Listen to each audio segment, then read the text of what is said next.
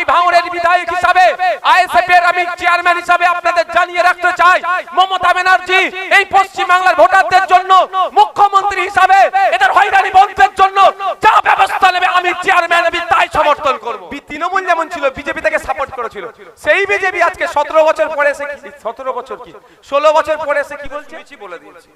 গত দুদিন আগে ওখানে গিয়েছিলাম, যেটা শুনেছি অফিসারের সাথে যেটা কথা বলে যেটা পেয়েছি সেটা জানাচ্ছি। যদি কারো হিয়ারিং এ মায়েরা ভেতরে চলে আসুন না, চলে আসুন ভিতরে ভলেন্টিয়ার। যদি কারো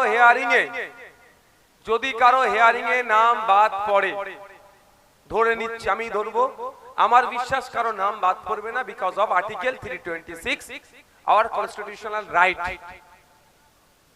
আমার সাংবিধানিক অধিকার 326, ভারতীয় 18 বছরের ঊর্ধ্বে আমি ভোটাধিকার পাবো, আমার ভোটার লিস্টে নাম থাকবে, এটা আমি বিশ্বাস করব। তারপরেও বলছি যদি কারো ভোটার লিস্টে নাম বাদ পড়ে তাহলে কি হবে, আপনাকে একটা কারণ জানানো হবে। শুনে রাখুন, যদি আজ ধরছে আপনার ভোটার লিস্টে নাম বাদ পড়ে গেছে, তাহলে আপনাকে কি হবে, কারণ জানাবে কি কারণে আপনার এটা রিজেক্ট করা হলো। 1000 মানুষের নামে যদি হয় বাদ পড়ে, আর একজন পড়ে, আর 1 লাখ বাদ পড়ে, যাই হোক না কেন কারণ আপনাকে জানাবে, এই কারণে আপনার নামটা বাদ পড়লো। সেই কারণ জানানোর পরে 3টে আপনি অপশন পাবেন। ফার্স্ট অপশন, ডিস্ট্রিক্ট লেভেলে আপনি অ্যাপ্লিকেশন করতে পারেন যে এটা আপনার ভুল ভাবে হয়েছে, আপনি সাপোর্টিং ডকুমেন্টস দিয়ে। সেখানেও যদি না হয়, সেকেন্ড অপশন সিও লেভেলে, সিও অফিসে গিয়ে আপনি অ্যাপ্লিকেশন করতে পারেন। থার্ড অপশন ওখানে হলো না, আপনাদের বিধায়ক নওশাদ সিদ্দিকী আছে, আপনার জন্য সুপ্রিম কোর্টে গিয়ে লড়াই করবে। কিন্তু প্রশ্ন এটাই, আপনি হিয়ারিং এ যাচ্ছেন, আজকে তো গেলেন, আজকে যাচ্ছেন, আপনি আজকেই জানানোর দরকার ছিল যে আপনার নামটা বাদ পড়লো কি, বাদ পড়বে না আমার বিশ্বাস। যদি বাদ পড়ে আজকে আপনাকে জানিয়ে দেওয়া হোক যে এই কারণে আপনার নামটা বাদ পড়লো, কিন্তু ওটা জানাচ্ছে না কেন, এটাতে একটা গভীর ষড়যন্ত্র আছে। ধরে নিলাম একজনের নাম বাদ পড়েছে, কি কারণে নাম বাদ পড়েছে, ও জন্ম সার্টিফিকেট দেখাতে পারেনি, কোনো এভিডেন্স দেখাতে পারেনি, আমি ধরে নিচ্ছি। তাহলে সে কি করবে, ওই কাগজটা খুঁজে বার করবে, বার করে গিয়ে ডিস্ট্রিক্ট লেভেলে অ্যাপ্লিকেশন করার একটা সুযোগ পাবে। 14 তারিখে লিস্ট পাবলিশ হবে, 14ই ফেব্রুয়ারি।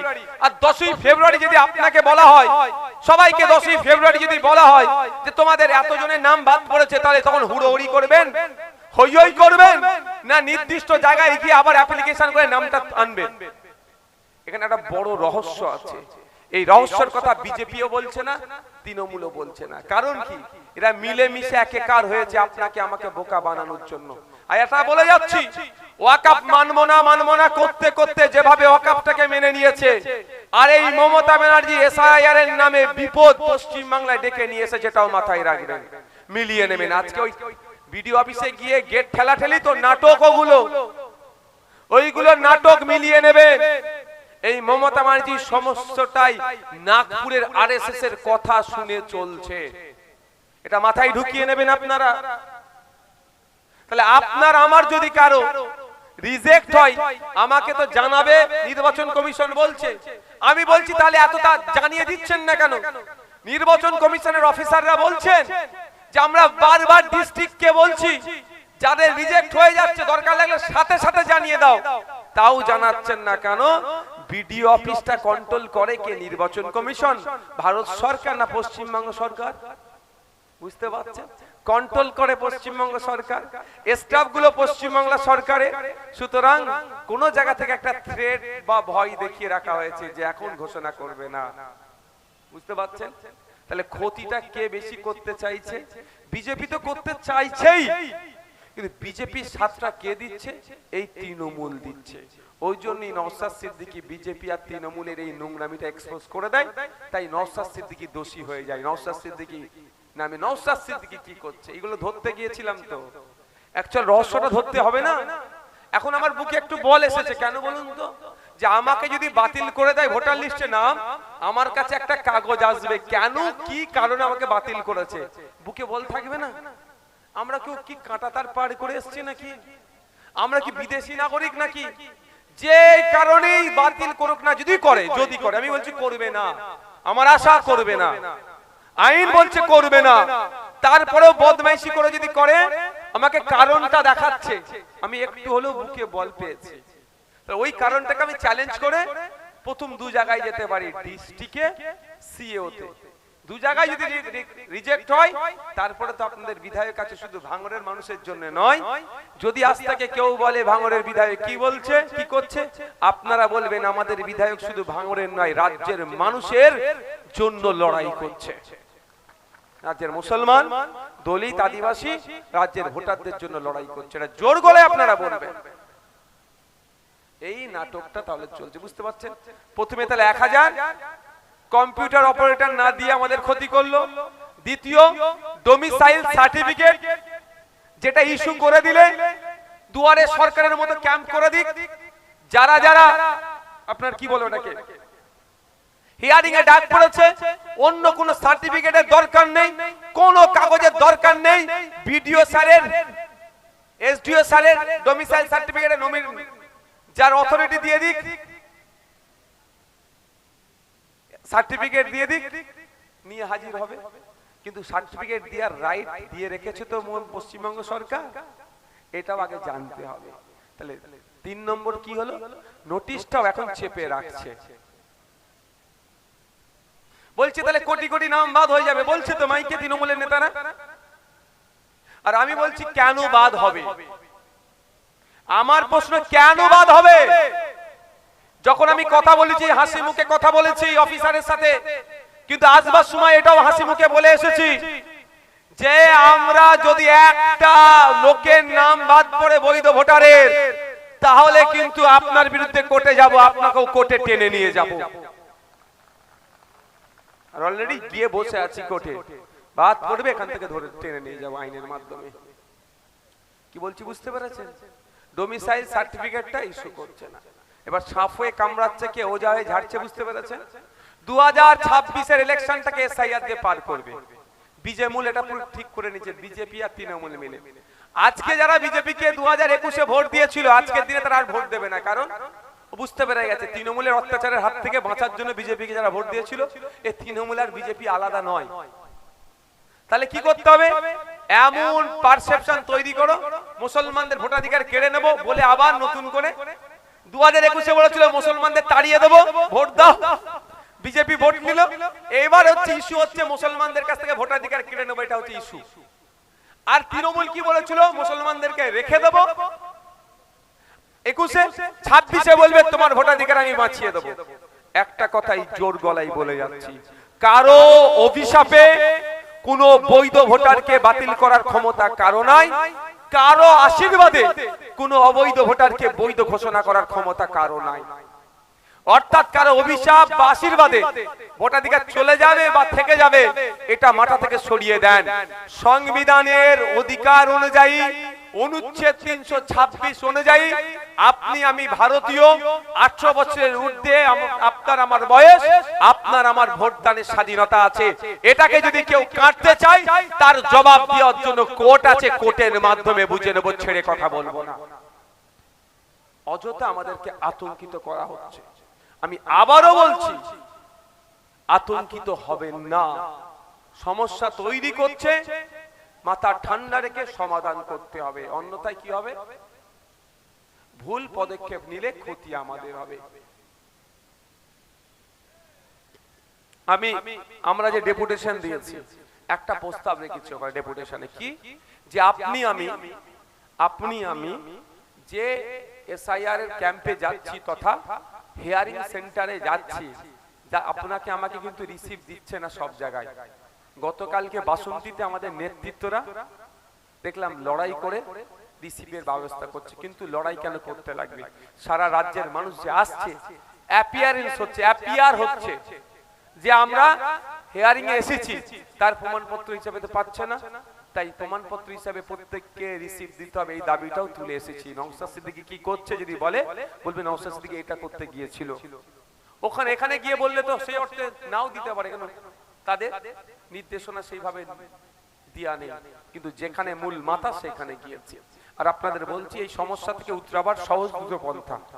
এই যে সমস্যা হচ্ছে, এই যে সমস্যা হচ্ছে, ব্লকে ব্লকে ব্লকে ব্লকে গিয়ে তৃণমূলের নেতারা দেখছি দরজা ঠেলাঠেলি করছে।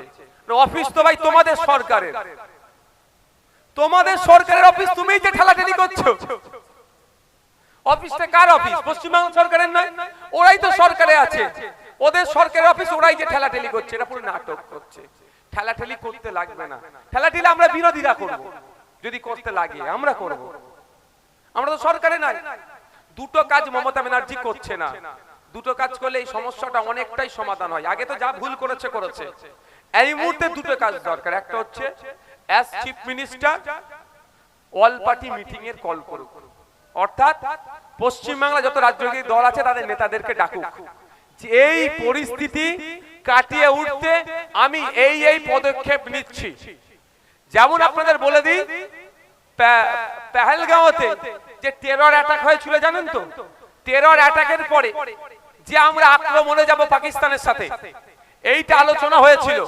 অল পার্টি মিটিং ডেকেছিল, অল পার্টি মিটিং ডেকেছিল, সেখানে রাহুল গান্ধীজি অল আউট বলেছিল, আপনারা যা পাকিস্তানের বিরুদ্ধে ব্যবস্থা নেবেন আমরা সেটাতেই সমর্থন করব। এই সমর্থন জুগিয়েছিল। আজকের ডেটে পশ্চিম বাংলায় এসআইআর নিয়ে যে আতঙ্কের পরিবেশ তৈরি হচ্ছে, রাজ্য সরকারের উচিত অল পার্টি মিটিং ডাকা। ওই অল পার্টি মিটিং ডেকে প্রস্তাব নেওয়া। আমি ভাঙড়ের বিধায়ক হিসাবে, আইএসএফ এর আমি চেয়ারম্যান হিসাবে আপনাদের জানিয়ে রাখতে চাই, মমতা ব্যানার্জি এই পশ্চিম বাংলার ভোটারদের জন্য মুখ্যমন্ত্রী হিসাবে এদের হয়রানি বন্ধের জন্য যা ব্যবস্থা নেবে আমি চেয়ারম্যান আমি তাই সমর্থন করব। অল পার্টি মিটিংটা রাখুক, তাহলে তো বুঝতে পারবো যে তুমি পশ্চিম বাংলার মানুষের হয়রানিটা তুমি বন্ধ করতে চাইছো। ডাকছে না। যেমন অল পার্টি ডেকেছিল মোদিজি, রাহুল গান্ধীজি সাপোর্ট করে দিয়েছিল। আর আমি বলছি পশ্চিম বাংলার মানুষের সাথে পশ্চিম বাংলা সরকার যা ব্যবস্থা নেবে এই মানুষের হয়রানি বন্ধ, যে তাটা কি আছে এটা কি আমরা সমর্থন করব। অল পার্টি মিটিং ডাকাতে মমতা ব্যানার্জি কেউ যদি না আসে, জানবেন খাম চিহ্নর পক্ষ থেকে নওশাদ সিদ্দিকী চেয়ারম্যান হিসেবে সেখানে যাচ্ছে বাংলার মানুষদের স্বার্থে। কিন্তু করবে, করতে হবে, এই আওয়াজটা তুলতে হবে। যারা গিয়ে ভিডিও অফিসের গেট নাড়ানাড়ি করছো তাদেরকেও বলছি একবার কল দিতে বলো মমতা ব্যানার্জিকে। তাহলে একটা জিনিস। দ্বিতীয় হচ্ছে বিধানসভা থেকে নিন্দা প্রস্তাব পাস করানো হোক। আমি পশ্চিমবাংলার নাগরিক, আপনি পশ্চিমবাংলার নাগরিক, আপনি পশ্চিমবাংলার নাগরিক, আপনার উপরে ষড়যন্ত্র হচ্ছে, এটা সবাই দিনের আলোর মতো পরিষ্কার। আপনাকে অহেতুক হয়রানি করা হচ্ছে, আপনার কাজকর্ম ছেড়ে দিয়ে আপনাকে হিয়ারিং লাইনে দাঁড়াতে হচ্ছে। হিয়ারিং এর জায়গায় সেই পরিবেশ নাই। 300 লোকের নয় 3000 লোক, 2000 লোক, 1000 লোক হিয়ারিং এ চলে যাচ্ছে, ঘন্টার পর ঘন্টা দাঁড়াতে হচ্ছে। সরকারের কাজটা তাহলে কি ভাই? সরকারের কাজটা কি? এটা অন্যায় হচ্ছে তো, অন্যায় থেকে আটকানো তো সরকারের কাজ। সেটা কি সরকার করছে? সেই জন্য আমি একটা প্রস্তাব দিচ্ছি, এটা যে অন্যায় হচ্ছে, এটা নিন্দাজনক কাজ হচ্ছে, এই অন্যায় নিন্দাজনক কাজটাই পশ্চিম বাংলার বিধানসভার অগাস্ট হাউস তথা আইনসভার মধ্যে থেকে এটা পাস করানো হোক, যে ইলেকশন কমিশন অফ ইন্ডিয়া যে কাজটা করছে সেটা নিন্দাজনক কাজ। এটা তাহলে মমতা ব্যানার্জি কাজ কি হবে? বিধানসভা ডাকতে হবে, বিধানসভা ডেকে কি করতে হবে? নিন্দা প্রস্তাব পাস করাতে হবে। আমি অনেক ক্ষেত্রে তৃণমূলের প্রস্তাবে আমি সাই দিইনি, অনেক প্রস্তাব জনসাধারণের জন্য নাই বলে আমি সাই দিইনি। যেমন সাই দিয়েছিলাম কোথায়, যেটা জনসাধারণের পক্ষে সেখানে আমি সাই দিই। তো আমি এখানে ওয়াদা করে যাচ্ছি, এটা জনসাধারণের পক্ষে। যখন নিন্দা প্রস্তাব আসবে, ভোটাভুটি যদি হয়, ভোটাভুটিতে আমি নওশাদ সিদ্দিকী বিরোধী বিধায়ক হয়েও আমি শাসকের ভোট দেব বাংলার মানুষের স্বার্থে। এগুলো করতে বলুন, দেখবেন এইগুলো করবেন। আর রাস্তাঘাটে নেবে হ্যান কারেঙ্গা ত্যান কারেঙ্গা, ওটা তো বিরোধীরা করবে, ওটা তো বিরোধীরা করবে। তা কি করছে? আমি কি বলছি আপনাদের বুঝে আসছে? প্রথম কথা, বিজেপি নিয়ে কেন আমি সমালোচনা করছি না। বিজেপি আপনাকে আমাকে পেরেশান করার জন্য এই অনৈতিক পন্থা অবলম্বন করেছে, কিন্তু আমার রাজ্য সরকার বলছে আপনাকে আমি পেরেশানি হতে দেব না বলে চিৎকার করছে। তো পেরেশানি হতে দেব না বলে চুপ করে বসে থাকলে হবে কি? তার জন্য তো ব্যবস্থা গ্রহণ করতে হবে। আপনি বলছেন ভাইজান খিদে লেগেছে, আমি বলছি সবাই সব ক্ষুধার্তকে খাবার আমি ক্ষুধার্ত মুক্ত করে দেব, যারা আছেন ক্ষুধার্ত মুক্ত করব বলে ডায়লগ বাজি করছি। ক্ষুধার্ত মুক্তর জন্য তো খাবারটা দিতে হবে, নাহলে হাতে কাজ তুলে দিতে হবে, ব্যবস্থা তো করতে হবে। কিন্তু তা না ব্যবস্থা করে আমি কি চিৎকার করছি সবাইকে আমি ক্ষুধার্ত মুক্ত করব, কিন্তু খাবারের ব্যবস্থা করছি না। তাই মমতা ব্যানার্জি সবাই অ্যাড্রেস করছে অন্যায় হচ্ছে বলে চিৎকার করলেও প্রকৃত অর্থে যেটা দরকার সেটা করছে না। তাই আপনাদের বলবো সাপ হয়ে কামড়াচ্ছে, ওজা হয়ে ঝাড়ছে। তাই আপনি আমি সজাগ সতর্ক না থাকলে এর থেকে ভয়ঙ্কর দিন আসবে। তাই আপনাকে আমাকে সজাগ সতর্ক থাকতে হবে, অহেতুক আতঙ্কিত হবেন না। ওরা আতঙ্কিত করার চেষ্টা করছে, আপনি আমি আতঙ্কিত হব না। আপনাকে আমাকে চোখ কান খুলে চলতে হবে। আর যদি কেউ বলে নওশাদ সিদ্দিকী কি করছে, তার উত্তর নিশ্চিতভাবে আপনারা দিয়ে দেবেন যে সরকার কি করছে আগে উত্তর দাও। নওশাদ সিদ্দিকী একজন বিরোধী দলের বিধায়ক হয়েও সুপ্রিম কোর্টে গিয়ে মামলা করেছে। তোমার সরকার অন্তত এই দুটো কাজ আগে করুক, এক সর্বদলের বৈঠক ডাকুক, দেখে প্রস্তাব নিক ওখান থেকে একটা, আর একটা বিধানসভার মধ্য থেকে প্রস্তাব নিক। এই প্রস্তাব নিয়ে কি করবে? ইলেকশন কমিশন অফ ইন্ডিয়াকে একটা চিঠি ধরাবে যে পশ্চিম বাংলার বিধানসভা এই আপনাদের কর্মকাণ্ডকে নিন্দা জানিয়ে এটা করেছে, এটাকে অবিলম্বে বন্ধ করুন। দ্বিতীয়, চিঠি দিয়ে কাজ না হলে সুপ্রিম কোর্টে মামলা করে এই প্রস্তাবটাতে অ্যাটাচ করে দিক, কাজ শেষ। সুপ্রিম কোর্ট এটাকে স্টে মেরে দেবে। আমার যতটুকু আইনের বিশেষজ্ঞদের সাথে কথা বলে বুঝতে পেরেছি সেটা কি করছে। আমি একটা উদাহরণ দিচ্ছি আপনাদেরকে বুঝতে পারবেন। সিঙ্গুরের টাটা কারখানা, আজকে মোদিজি এসে হই হই করবে ওখানে, মোদিজি অনেক কথা বলবে, কিন্তু এই টাটা তৈরি মানে ফিরত যেতে প্রতিবাদ যখন হচ্ছিল, তথাগত রায় বিজেপির বর্ষিয়ান নেতা তিনি ওখানে ধর্নায় ছিলেন মমতা ব্যানার্জির সাথে। রাজনাথ সিং টাটা নানা কারখানা করতে পারে যে ধর্না হয়েছিল, রাজনাথ সিং বিজেপির এখন ডিফেন্স মিনিস্টার, তিনি ওখানে বসেছিলেন। আর বিজেপির পক্ষ থেকে আজকে এসে অনেক গল্প শোনানো হবে। সিঙ্গুর থেকে কাটা তাড়ানোর পক্ষে তৃণমূল যেমন ছিল, বিজেপি তাকে সাপোর্ট করেছিল। সেই বিজেপি আজকে 17 বছর পরে এসে 16 বছর পরে এসে কি বলছে, এখানে নাকি কারখানা করার গল্প শোনাবে। এই ধরনের এখানে চলছে। আমি উদাহরণ আপনাদের একটা দেবো। কেন বলছিলাম যে টাটা যে কোর্টে হেরে গিয়েছিল বলে চলে গিয়েছিল, কোর্টে হেরে যাওয়ার পরে গিয়েছিল তো, কিন্তু কেস অনেক আগে হয়েছিল। একটু জেনে নেবেন, যারা এখানে বামপন্থী ভাইরা আছে বলতে পারবে। কোর্টে কেসে কিন্তু জিততে পারেনি। কি করলো? বিধানসভা থেকে এই প্রস্তাব নিল, সংখ্যা বেশি এমএলএ তৃণমূলের, প্রস্তাব হলো কি এখানে টাটার কারখানা চলবে না। বাইরের মাইকগুলো অফ করে দাও। এখানে প্রস্তাব হলো কি, বাইরের মাইক অফ করেছো, এটা বলি শেষ করে। প্রস্তাব হলো কি বিধানসভা থেকে যে টাটার কারখানা চলবে না, এই মর্মে। ওই প্রস্তাবের কপিটা সুপ্রিম কোর্টে মামলা চলছিল, সেখানে অ্যাটাচ করে দিল। সঙ্গে সঙ্গে অ্যাটাচ করে দেওয়ার পরেই মামলাতে কিন্তু টাটারা পরাজিত হয়েছিল।